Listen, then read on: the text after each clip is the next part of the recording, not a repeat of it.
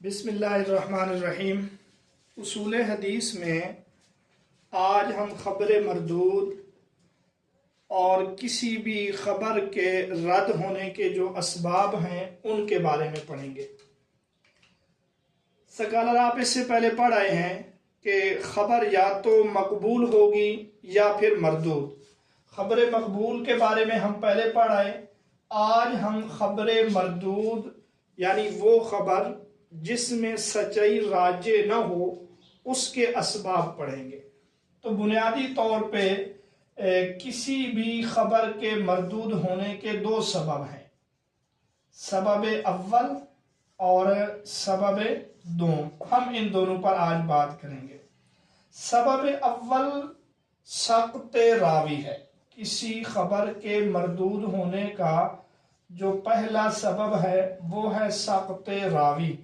سقط راوی کا مطلب ہے راوی کا محذوف ہونا، یعنی سند میں راوی کا مذکور نہ ہونا۔ اس کو یوں بھی کہتے ہیں کہ راوی کا گرا ہوا ہونا۔ یہ سبب اول ہے سقط راوی۔ اب جو سبب دوم ہے وہ ہے طعن راوی۔ اس کو ہم بعد میں پڑھیں گے، طعن کا کیا معنی ہے، سبب دوم کو ہم بعد میں ڈسکس کریں گے۔ یہ جو سقط راوی ہے، راوی کا گرا ہوا ہونا، اس کی آگے پھر دو قسمیں ہیں۔ ایک قسم کا نام ہے سقط ظاہر اور جو دوسری قسم ہے اس کا نام ہے سقط خفی۔ سقط ظاہر کا مطلب یہ ہے کہ راوی کا محذوف ہونا یا سند میں مذکور نہ ہونا اس لحاظ سے ہو کہ ہر شخص اس کو پہچان سکے، یعنی سقط ظاہر ہم کہیں گے راوی کا گرا ہوا ہونا ایسے ہو کہ اس کو پہچاننے میں کوئی دشواری نہ ہو۔ دوسرے نمبر پر ہے سقط خفی۔ سقط خفی، خفی کا معنی ہے پوشیدہ، مخفی، چھپا ہوا ہونا۔ تو سقط خفی کا مطلب ہے راوی کا اس طرح سے معذوف ہونا کہ ماہر فن ہی اس کو پہچان سکے۔ ماہر فن یعنی جو اصول حدیث کا ماہر ہے اس کو پتہ چلے، ہر عامی کو، ہر عام شخص کو اس کا پتہ نہ چلے، اس کو کہتے ہیں سقط خفی۔ تو سب سے پہلے ہم سقط ظاہر کے بارے میں پڑھیں گے کہ سقط ظاہر سے کیا مراد ہے، اور سقط ظاہر سے مراد تو ہم پڑھ آئے ہیں۔ سقط ظاہر کی جو اقسام ہے ہم وہ پڑھیں گے۔ سقط ظاہر یعنی راوی کا اس طرح گرا ہونا کہ جس کی پہچان آسان ہو۔ سقط ظاہر کے اعتبار سے پہلی قسم کا نام ہے معلق، دوسری قسم کا نام ہے مرسل، تیسری قسم کا نام ہے معضل، جبکہ چوتھی قسم کا نام ہے منقطع۔ منقطع یہ چار قسمیں ہیں خبر مردود کی۔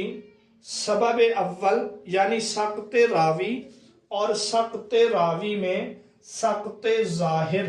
سقط ظاہر کے اعتبار سے یہ چار قسمیں بنیں گی، معلق، مرسل، معضل اور منقطع۔ سب سے پہلے ہم معلق کو دیکھ لیتے ہیں۔ سند کے ابتدا سے، سند کے ابتدا، شروع سند سے، ابتدا سند سے ایک یا ایک سے زائد راوی گرے ہوئے ہوں یا شروع سے پوری سند ہی نہ ہو، اس کو ہم کہیں گے معلق۔ یہ معلق اسم مفعول کا صیغہ ہے۔ اس کا لفظی معنی ہے لٹکائی ہوئی چیز، معلق چیز۔ اب سکالر یہ جو معلق ہے یہ لٹکی ہوئی ہے، کس لحاظ سے کہ اوپر جو اس کی سند ہے وہ تو جڑی ہوئی ہے، لیکن شروع میں جہاں سے راوی ہے وہاں سے سند منقطع ہے. جیسا کہ آپ کسی چیز کو چھت کے ساتھ معلق کر دیں، لٹکا دیں، تو وہ چیز چھت کے ساتھ تو لٹکی ہوئی ہے لیکن نیچے زمین سے منقطع ہے. اسی طرح یہاں پر بھی اسی طرح ہے کہ سند شروع سے منقطع ہے لیکن اوپر جو ہے وہ اوپر وہ معلق ہے، لٹکی ہوئی ہے. اس کا حکم یہ ہے کہ حدیث معلق مردود ہے. حدیث معلق خبر معلق مردود ہے اس لیے کہ متصل ہونا یہ ضروری ہے، سند کا متصل ہونا ضروری ہے. دوسرے ہے مرسل. یہ بھی اسم مفعول کا صیغہ ہے، لفظی معنی ہے آزاد، چھوڑا ہوا. معلق میں سند کا شروع ہے، سند کے شروع سے راوی گرا ہوا ہو. اور مرسل کا مطلب یہ ہے کہ صحابی کا واسطہ نہ ہو، صحابی کا واسطہ نہ ہو، یعنی تابعی جو صحابی کا شاگرد ہے جس کو تابعی کہتے ہیں، یوں لکھا جاتا ہے. تابعی جو ہے براہ راست رسول اللہ صلی اللہ علیہ وسلم سے کوئی چیز بیان کرے تو اس کو کہتے ہیں مرسل. مرسل کا کیا حکم ہے یہ ہم آخر میں پڑھیں گے، اس کے حکم میں ذرا تفصیل ہے، پہلے ہم یہ قسمیں سمجھ لیتے ہیں. تیسری قسم ہے معضل. یہ بھی اسم مفعول کا صیغہ ہے، لفظی معنی ہے عاجز ہونا، تھکا ہوا ہونا، یہ اس کے لفظی معنی ہیں. اور معضل کا مطلب یا معضل کی جو اصطلاحی تعریف ہے، سند میں دو یا دو سے زائد راوی مسلسل محذوف ہوں. اب یہاں آپ سکالر دیکھیں، سند میں دو یا دو سے زائد راوی مسلسل، آپ کتابوں میں اس کو لگاتار بھی پڑھتے ہیں، پے در پے بھی لکھا ہوتا ہے کہ سند میں دو یا دو سے زائد راوی مسلسل یا پے در پے یا لگاتار محذوف ہوں تو اس کو معضل کہیں گے. اچھا سکالر یہاں آپ دیکھیں، میں نے یہ کہا ہے سند میں نے یہ نہیں بتلایا کہ سند کے شروع میں، سند کے درمیان میں یا سند کے آخر میں، بلکہ میں نے مطلقاً کہا ہے سند میں کسی بھی جگہ دو یا دو سے زائد راوی مسلسل کیا ہوں، محذوف ہوں. بعض کتابوں میں آپ دیکھتے ہیں وہاں لکھا ہوتا ہے درمیان سند میں، یہ صرف بچوں کو سمجھانے کے لیے ہے درمیان سند میں، ورنہ معضل میں یہ ہے کہ کسی بھی جگہ سند میں دو یا دو سے زائد راوی مسلسل محذوف ہوں تو اس کو کیا کہیں گے، معضل کہیں گے. آخر میں ہم انشاءاللہ معضل اور معلق میں فرق بھی پڑھیں گے کہ ان میں کیا فرق ہے. آخری قسم کی طرف ہم آتے ہیں. آخری جو قسم ہے وہ ہے منقطع، انقطاع سے ہے، اس میں فاعل کا صیغہ ہے، لفظی معنی ہے جدا ہونا، الگ ہونا. منقطع کی تعریف یہ ہے کہ سند کے درمیان میں ایک یا ایک سے زائد راوی محذوف ہوں مگر مسلسل نہ ہوں. معضل اور منقطع میں فرق کرنے کے لیے یہی ہے کہ منقطع میں سند کے درمیان میں، کیونکہ سند کے شروع میں ہے تو معلق ہے، آخر میں ہے تو مرسل ہے، لگاتار دو راوی گرے ہوئے ہیں تو معضل ہے. اب پیچھے بچتا ہے سند کے درمیان میں ایک راوی یا ایک سے زائد راوی محذوف ہوں لیکن مسلسل نہ ہوں تو اس کو کہتے ہیں منقطع. منقطع کا حکم یہ ہے کہ یہ بھی قابل قبول نہیں ہے، کیونکہ جو راوی گرا ہوا ہے ہمیں اس کے بارے میں علم نہیں وہ کیسا ہے. معضل کا حکم یہی ہے کہ یہ بھی قابل قبول نہیں ہے. خبر مردود میں سقط ظاہر کے لحاظ سے سب سے جو شدید ہے وہ معضل ہے، کیونکہ یہاں دو راوی مسلسل معذوف ہوتے ہیں تو ضعف میں یہ سب سے بڑھ کر ہے. اس کے بعد منقطع ہے، پھر معلق ہے، اور سب سے کم جس میں ضعف ہے وہ مرسل ہے. تو یہ ہم نے سقط ظاہر کے اعتبار سے 4 قسمیں پڑھ لی ہیں: معلق، مرسل، موصل اور منقطع۔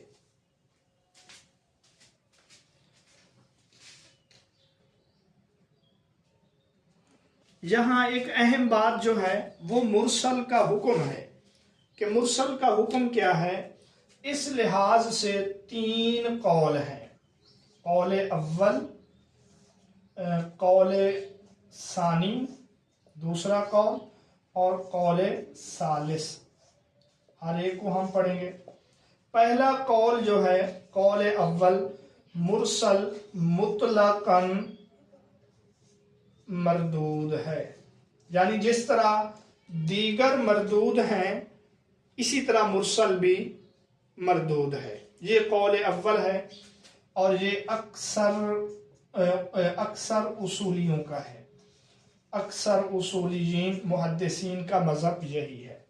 قول ثانی جو ہے یہ امام ابو حنیفہ، امام مالک اور امام احمد بن حنبل یا ائمہ ثلاثہ آپ کہہ سکتے ہیں، ان کا مسلک یہ ہے کہ مطلقاً قابل قبول ہے۔ مرسل کیا ہے؟ مطلقاً قابل قبول ہے، بشرطے کہ صرف ایک شرط ہے کہ وہ ثقہ لوگوں سے مرسل روایت کرتا ہو، یعنی اس کی عادت یہ ہے کہ وہ ثقہ راویوں سے مرسل روایت بیان کرتا ہے۔ اگر تابعی ایسا ہے وہ قابل اعتماد لوگوں سے ہی حدیث لیتا ہے تو وہ جو ہے مطلقاً قابل قبول ہے۔ تیسرا قول تفصیل ہے، یہ امام شافعی رحمۃ اللہ علیہ کا قول ہے۔ امام شافعی رحمۃ اللہ علیہ کے نزدیک مرسل کے قابل قبول ہونے کے لیے کچھ تفصیل ہے، کچھ شرائط ہیں، ان شرائط کو مد نظر رکھ کر مرسل کو ہم قبول کریں گے، ورنہ اگر ان شرائط میں سے کوئی شرط موجود نہ ہو تو پھر وہ مرسل جو ہے قابل قبول نہیں ہے۔ وہ شرائط کون سے ہیں تو وہ شرائط ہم پڑھتے ہیں۔ امام شافعی رحمۃ اللہ علیہ کے نزدیک جو شرائط ہیں مرسل کے لیے، امام شافعی کے نزدیک مرسل کے شرائط، یہ ہم پڑھیں گے کہ مرسل کے لیے جو شرائط امام شافعی کے نزدیک ہیں وہ کون سے ہیں۔ تو شرط اول یہ ہے کہ مرسل روایت کرنے والا کبار تابعی ہو۔ کبار تابعی کا مطلب یہ ہے تابعین میں اس کا بڑا مقام ہو، تابعین میں اس کا بڑا رتبہ ہو۔ شرط نمبر 2 یہ ہے وہ ثقہ لوگوں سے ہی روایت لیتا ہو، یعنی وہ ایسا راوی ہو وہ عام طور پہ صرف ثقہ لوگوں سے، قابل اعتماد لوگوں سے روایت لیتا ہے، کبھی وہ ناقابل اعتماد لوگوں سے، ضعیف لوگوں سے روایت نہ لیتا ہو، ایسا آدمی ہو۔ شرط نمبر 3 یہ ہے اس کی سند کسی اور جگہ متصل ہو اگرچہ اس میں ضعف ہی کیوں نہ ہو، یعنی یہاں پر جو مرسل روایت ہے کسی اور سند میں وہ متصل ہے، کسی اور روایت میں وہ متصل ہو اگرچہ وہ سند ضعیف ہی کیوں نہ ہو، یعنی اس کی تائید کسی متصل سند سے ہوتی ہو، تب ہم اس مرسل روایت کو قبول کریں گے، ورنہ ہم اس مرسل روایت کو قبول نہیں کریں گے۔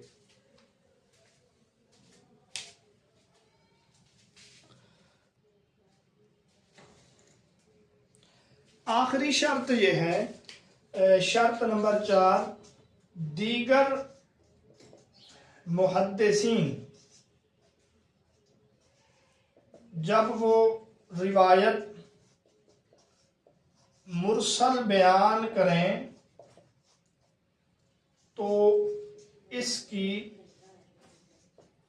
مخالفت نہ کریں۔ یہ 4 شرائط ہیں جو تفسیر مصطلح الحدیث میں لکھی ہیں، یعنی وہ جو مرسل روایت ہے اگر دیگر محدثین بھی اسی روایت کو مرسل بیان کریں تو اس راوی کی مخالفت نہ ہو۔ اگر یہ 4 شرطیں موجود ہوں گی تو تب یہ مرسل قابل قبول ہے، ورنہ یہ مرسل قابل قبول نہیں ہے۔ یہ مسلک ہے امام شافعی رحمۃ اللہ علیہ کا۔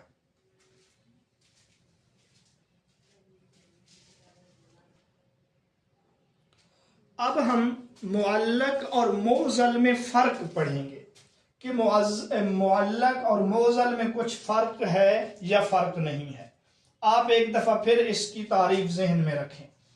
معلق کس روایت کو کہتے ہیں؟ سند کے شروع میں ایک یا ایک سے زائد راوی محذوف ہوں یا مکمل سند ہی حذف ہو، اس کو معلق کہیں گے۔ معضل کیا ہے؟ معضل یہ ہے 2 راوی مسلسل محذوف ہوں۔ اب ان میں ہم فرق تلاش کریں گے کہ ان میں کیا فرق ہے۔ سند کے شروع میں ایک راوی معذوف ہو، معلق ہے۔ ایک سے زائد راوی معذوف ہوں، پوری سند حذف ہو۔ ایک سے زائد راوی مسلسل معذوف ہوں، یہ ہے معلق۔ اور 2 راوی اگر مسلسل معذوف ہوں تو یہ ہے معضل۔ تو سکالر اب ہمارے سامنے 3 صورتیں بنتی ہیں۔ پہلی صورت جو ہے وہ ہے معلق پلس معضل، یعنی معلق بھی ہے معضل بھی ہے، دونوں ہیں۔ وہ کب؟ سند کے شروع میں 2 راوی مسلسل محذوف ہوں۔ اب آپ اس کو دیکھیں کہ یہ معلق بھی ہے۔